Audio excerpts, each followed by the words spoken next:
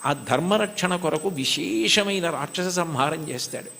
కృష్ణ భగవానుడు కూడా కన్నులు తెరవని కడుచింది పాపడై దానవిచనుబాలు త్రావి చంపే 3వ నెల నాడు ముద్దుల కుర్రడై కోపించి శకటమ్ము కూలత్రోసే ఏడాది కుర్రడై ఎగసి తృణావర్తు మెడపట్టుకొని చీరి బకునిచి చంపే అంటారు. అసలు కన్నులు తెరవడం మొదలు పెట్టనప్పటి నుంచి రాక్షస సంహారం చేశాడు కృష్ణుడు. రాముడు సరే సరి బండన భీముడు అత్తజన బాంధవుడుజ్వల బాణతోణ కోదండ కళాప్రచండ భుజతాండవ కీర్తికి రామమూర్తికిన్ 2వ సాటి దైవమికలీడనుచున్ గడకట్టి భీరికాడాండ డడాండ డాండ నిడలంబుల జండము నిండ మత్త వేదండము నెక్కి చాటెదను దాశరథి కరుణాపయోనిధి అంటారు గోపరాజు గారు. 14,000 మంది రాక్షసుల్ని కరదూషణాదుల్ని రాముడొక్కడే చంపాడు. మిగిలిన అవతారాలకి రామావతారానికి తేడా ఎక్కడంటే సర్వసాధారణంగా ఎంత అందగాడైనా ఎంత పుంసాం మోహన రూపాయ పుణ్య శ్లోకాయ మంగళమైనా యుద్ధం చేసేటప్పుడు కాస్త కోపంగా ఉండి కళ్ళు ఎర్రపడతాయి. కానీ యుద్ధం చేస్తున్నప్పుడు రాముడు చాలా అందంగా ఉంటాడు.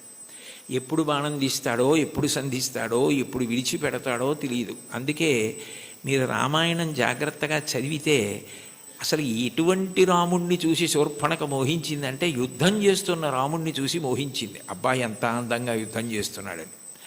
అంతటి అందగాడు రాముడు, అంతమందిని చంపినవాడు. కానీ శ్రీవేంకటేశ్వరుడు రాక్షస సంహారం జోలికి వెళ్ళలేదు. నందక ఖడ్గం ఆయన దగ్గర ఉన్న ఆయన క్షమాగుణంతో ప్రవర్తిస్తాడు.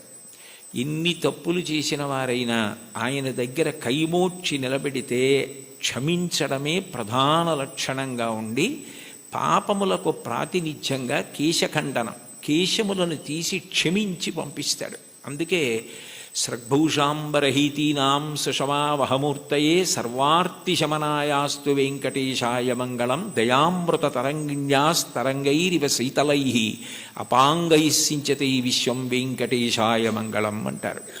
అంతటి దయామూర్తి. అటువంటి అవతారం ఇత పూర్వం రాలేదు. ఎన్ని పాపములున్నా సంహరించడం అన్నది చెయ్యడు. ఆ పాపరూపమైనట్టి ధనము కొండపైకి రప్పించి నిస్పృహుండనగుచు అంటాడు.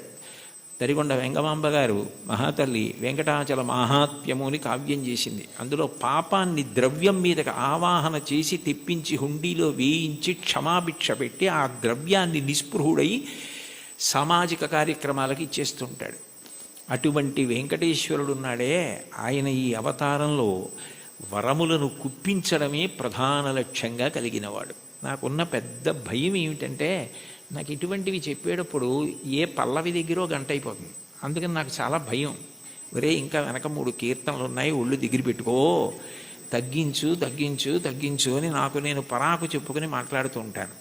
కాబట్టి కొండలలో నెలకొన్న కోనేటి రాయడువాడు కొండలంత వరములు గుప్పెడువాడు. అయితే ఈ మాట అన్నప్పుడు అన్నమాచార్యుల వారు ఆయన యొక్క అనుగ్రహ వైభవాన్ని 3 రకాలుగా ప్రతిపాదన చేశారు. ఆయన భక్తుల్ని అనుగ్రహించడం అన్నది ఏదో తపస్సు చేస్తే నీకేం వరం కావాలి అని అడిగి వాళ్ళకి ఆ వరం ఇవ్వడం కాదు. అసలు అవతల వారు అడగనటువంటి వరాలు, అవతల వారి యొక్క భక్తిని బట్టి ఎంత వశపడిపోతాడు అన్నదానికి పరమాద్భుతమైనటువంటి ఉదాహరణలు కొన్ని చెప్పారు. అందులో మొదటి చరణంలో కురువరతి నంబి, అంతే కదమ్మా, కుండలు చేసిన ఎట్టి కొండలు. ఇందులో మొట్టమొదట ఈ అత్త అక్కర్ల నాకు ఉదాహరణ చెప్తే చాలు.